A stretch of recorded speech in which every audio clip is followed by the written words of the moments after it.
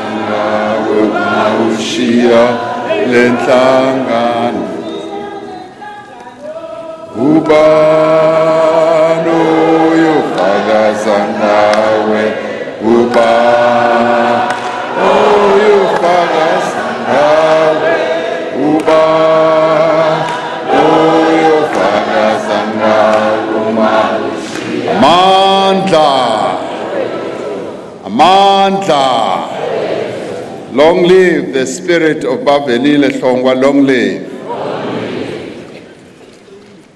Program directors, Umama Ubugani Hlongwa, and the entire Hlongwa family, as well as the Nzuza family, the Speaker of the National Assembly, Thandi Modise, the Chairperson of the National Council of Provinces, Uput Ambi Masondo, the Premier of KwaZulu-Natal, Sihle Zigalala, ministers and deputy ministers, the Chief Whip of our National Assembly, Mamu Pemi Machodina, the President of the ANC Women's League, Mamu Bavelile Hlongwa,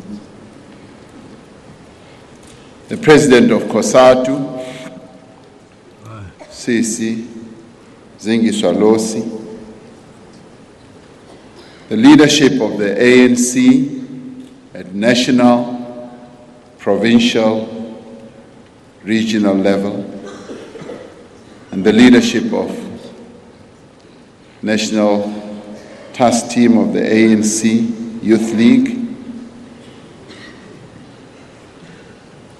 the leaders of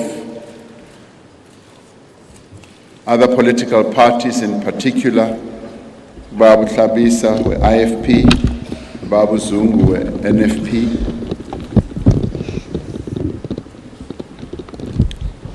members of the diplomatic corps who are here with us, and members of the judiciary who are also here with us, and fellow mourners. I rise with a deep pain to pay tribute, but also to celebrate the life of Bavelile Hlongwa, who at the time of her tragic passing was serving our nation as the Deputy Minister of Mineral Resources and Energy.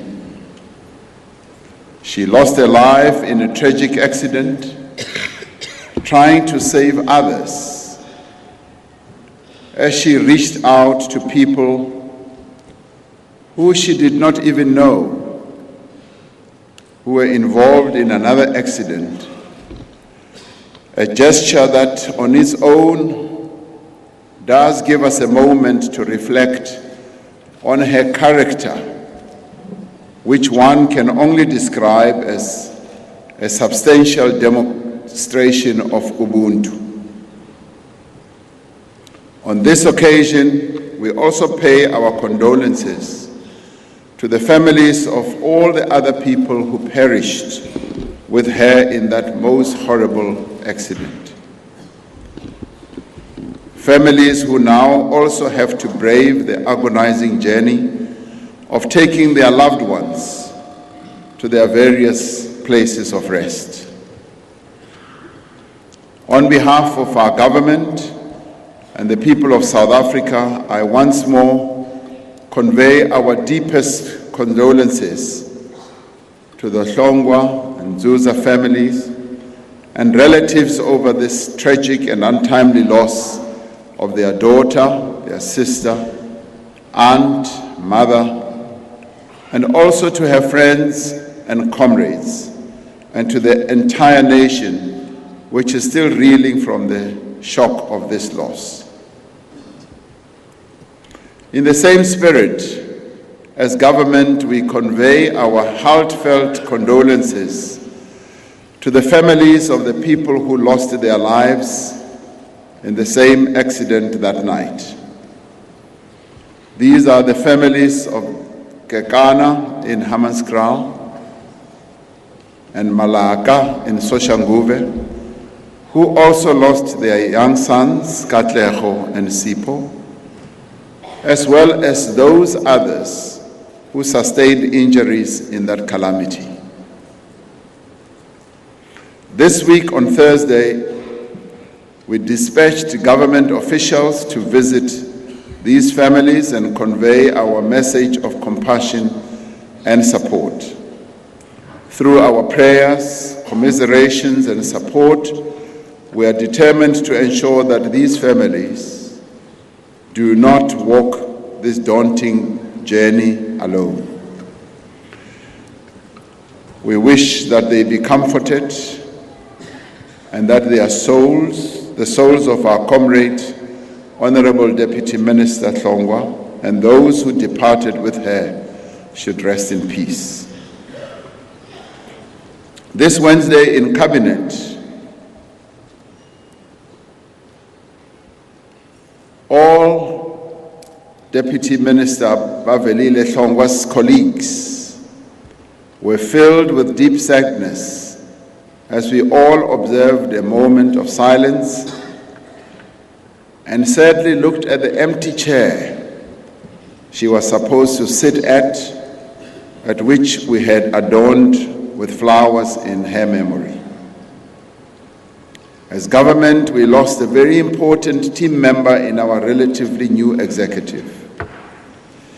Minister Gwede Mantashe has recounted his fruitful and complementary working relations with Honorable Deputy Minister Hlongwa at the Ministry of Mineral and Energy.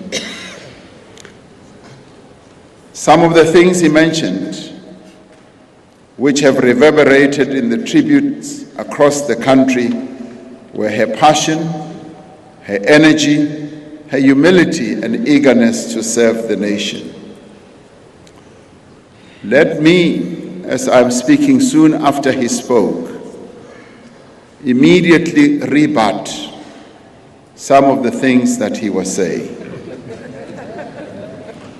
He spoke glowingly about what he calls his silliness and his craziness, and her own silliness and craziness. What he didn't tell you is that when I appointed them to the cabinet, he came to me and said, "President, you have given me a deputy minister who I think I'm going to have great problems in working with."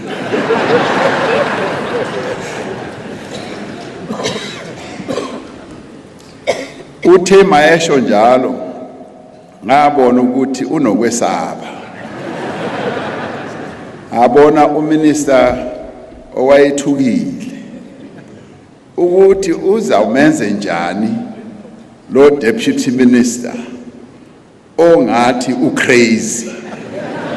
Ngathi kakade, she may be crazy kodwa wena you are crazy and mad. Sahleka ke. About 4 weeks later, he comes back to me and he says, "President, I uncedile. You really have helped me." Wathi uyayibona le combination yami of being silly and crazy, nale yakhe of being silly and crazy creates a madness which is needed in the department. So I'm so delighted that Minister Mantashe was able to find a wonderful accommodation between himself and the Deputy Minister, the late Deputy Minister Hlongwa, because they started to create an absolutely wonderfully positive working relationship, which he has described. The Hlongwa family lost a daughter, a sister, a mother, a provider, a mentor, as we also heard from her brothers, and an example to the young ones in the family and beyond. Indeed, they have lost their pride and joy and a pillar of support from whom much was still expected. The young lions in the ANC Youth League and other youth formations have also lost a very accomplished member that they considered still an inseparable part of their pride. The ANC Women's League has lost an important member of its young battalion. The entire organization is gripped with a deep sense of unexpected loss. Yes, our nation is mourning because it has lost its humble child, a patriot true to her vocation of serving humanity and her people. The Good Samaritan in her blinded her to the treacherous circumstances that night as she stopped to help those who were in need of help. She lived out her Christian beliefs and the true values of Ubuntu, of human compassion. As in life, Bavelile passed away in service to her people. As a result of her untimely death, we lost a captivating glimpse of the future leadership of our country and our movement. Our continent, Africa, has been robbed of a promising star. When we appointed her and other young people into the executive, we wanted to make a definitive statement of faith in the youth of our country, to affirm that the future of this country lies with them, in the same way as our past and present bear the hallmarks and the imprints of youth.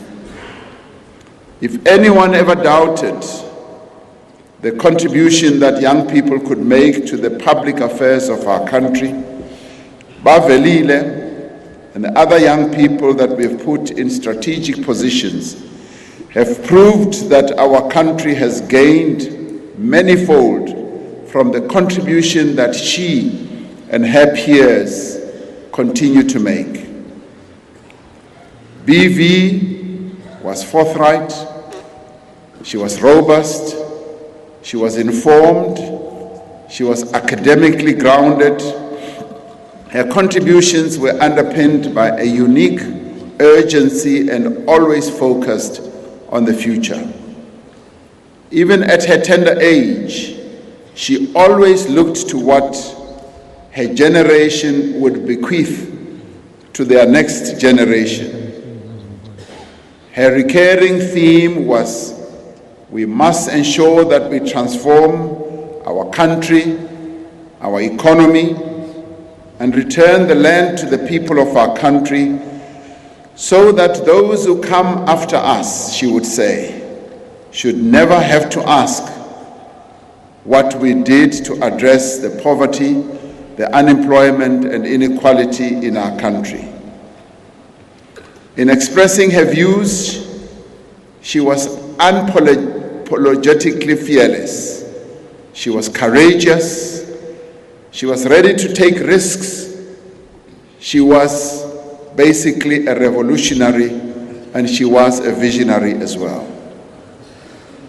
We wanted to make use of her technical skills as an engineer and as a young person to transform the mining sector, to transform the energy sector, and improve the lives of the people of our country.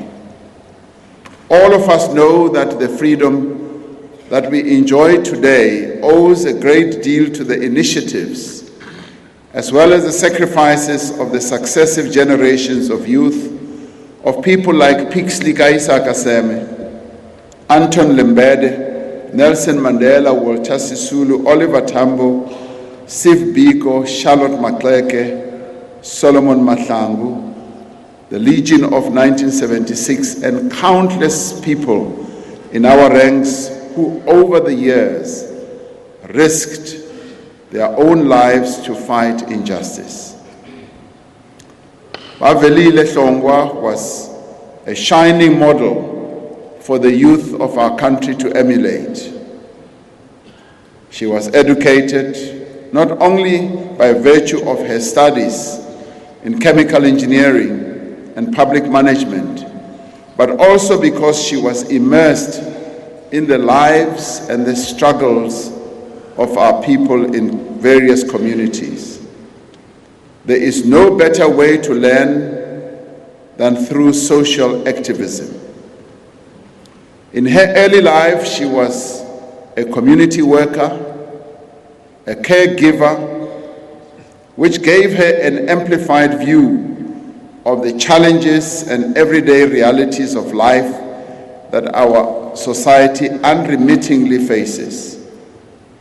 In this, Bavelile proved one among the very few to be a capable and dependable person. Many young people are reluctant to work in communities, particularly in rural areas and in informal settlements, which is why there is a persistent shortage of skills, which is why there is a shortage of healthcare, economic opportunity and technical capabilities in areas outside of the metros and the cities of our country. It is important for young people to learn that service gives one an experience and understanding of society that they cannot get anywhere else. Bavelile gave herself the opportunity to know that.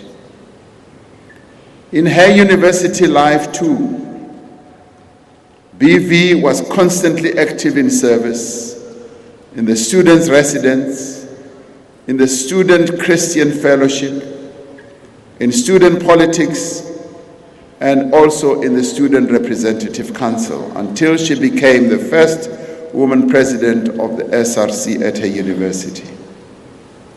It is in service and active involvement that we learn. It is when we do that that we are able to grow and become truly enlightened. She had begun to apply all this learning and experience in her new portfolio. The task of transforming the mining industry requires people like her who have ideas, but who also have scientific knowledge, who have the energy, who understand the youth, and who, like her, are concerned about the lingering unemployment and poverty among young people. At the time of her passing, her department was first finalizing a youth energy policy to guide programs and projects to integrate young people in the energy sector. I have no doubt that she was going to play a very catalytic role in this regard. But I have hope for the future because she leaves behind her a minister who was her disciple in this regard, who will take the work forward. So Minister Mantashe, what your deputy had started, we have no doubt that you'll be able to take forward with the same enthusiasm that you saw in her as she continued to display it. Part of what she was doing related to foundational issues of promoting science and technology amongst the learners at school level so that they are prepared to enter the energy sector and play a meaningful role in its entire value chain. As an engineer and a young person, Bavelile Hlongwa was a natural choice to connect with the youth and inspire them to follow science and technology fields and enter the energy sector. In her memory, we have a responsibility to ensure that this program grows and succeeds. In her memory, we must pursue true economic transformation, where the previously disadvantaged command a substantial share in every key industry and sector in terms of ownership, management, participation, and benefit. This is what Bavelile precisely stood for. As a young woman active in communities, BV was troubled by the pervasive abuse of women and children. She was one of the pathfinders seeking solutions to this blight in our society. In her visits to communities, what troubled her most was child-headed households. She understood their suffering and was often moved to use her own money to do things like buying groceries for suffering families. She did the same in providing sanitary towels for poor young women. She was concerned about the economic inclusion of women, emphasizing that it was an essential part of the struggle for women empowerment. I am certain that she would have played a prominent role in the women empowerment and gender equality strategy in the energy sector, which she told us was in the process of finalization. In her work at the National Youth Development Agency, the NYDA, she, together with others, made sure that the NYDA was restored to good governance and that financial accountability was optimized. She reached out to youth across the country to promote the funding programs that are available to improve the opportunities for young people. We have a responsibility to continue her work in significantly expanding the work of the NYDA and other entities to empower young people through economic opportunities. She had the vitality and exuberance of youth. To her, youth was not an excuse for social avoidance or deviance rather. To her, youth was a time and a condition that lent itself to meaningful service and development. She believed that the energy of young people should be invested in meaningful projects that touch and change lives. She was convinced that the lives and focus of young people should be invested in education, in community participation, in voluntarism, continual self-empowerment, as well as reading. I'm not surprised that from a young age she was able to chastise her own older siblings about their own behavior, their reading, and their education. This may explain her keen participation also in political education. She believed that people need to know the values, the ethos, and programs of the movement to which she belonged, its primary concerns, struggles, and the necessary social transformation it champions. Political education is paramount in the development of young cadres because it inculcates deeper knowledge about our country and also promotes patriotism, which she had in great abundance. As we have said, she was humble and unassuming, but she was also forthright and was not beyond the reach of her many comrades even after elevation to high office. The high office she was elevated to did not make her arrogant, did not make her feel that she was way above all the other people who were not at that level. We're told that at home she was a warm, affable, loving, and dependable child of the family. Her foremost attraction was her character, her humility, her compassion, her hard work, and deepest sense of duty, which I am certain is a reflection of her upbringing. She was also a humane person. Her kith and kin are beneficiaries of her unending benevolence, as we have heard. Bavelile served the ANC well, from the lower structures in the province up to the national level. At the time of her passing, the National Working Committee of the African National Congress had recommended for her co-option into the National Executive Committee of the organization. And this was because they had recognized the contribution she could make. And it is for this reason that her passing is a great loss to the African National Congress. Before that, she was recognized for many roles, including in the private sector.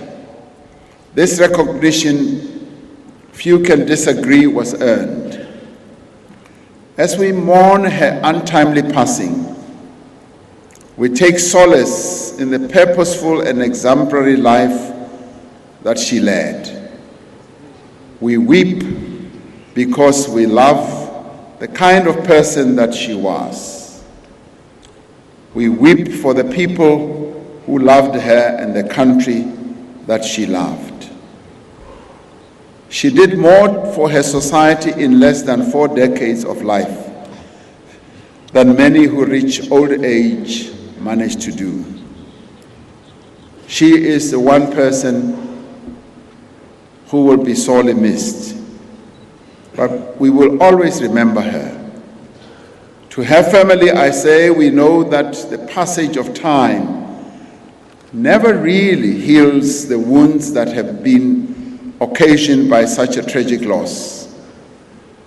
We hope that you will be able to find peace and comfort.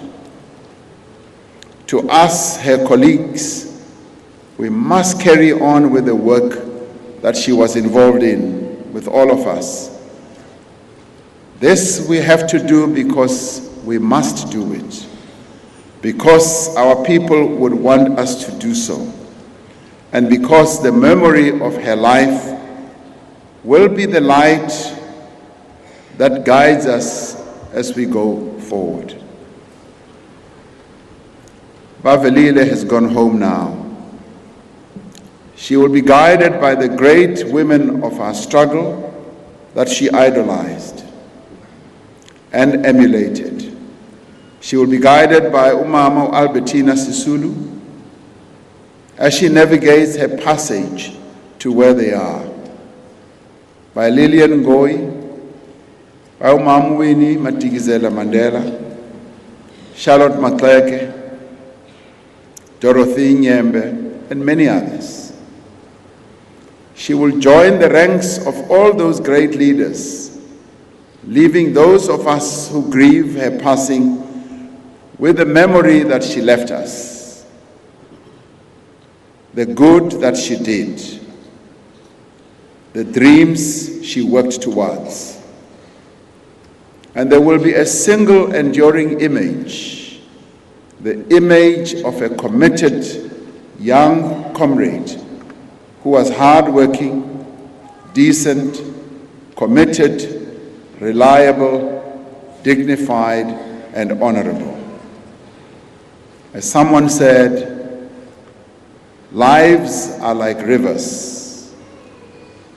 Eventually, they go where they must, not where we want them to go. And today, I stand here to say, your passing has robbed me as your team leader of the opportunity that I wanted to have to see you grow in your job, to see you serve our people. It has robbed me of the opportunity to get to know you better as well. And I say, Lala Ngotolo, my Deputy Minister, Bavelile, Lala Ngotolo, Hlongwa, Lala Ngotolo, Dadewethu. Thank you.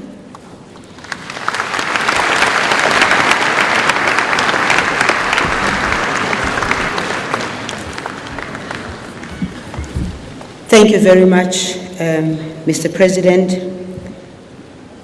We have now come to the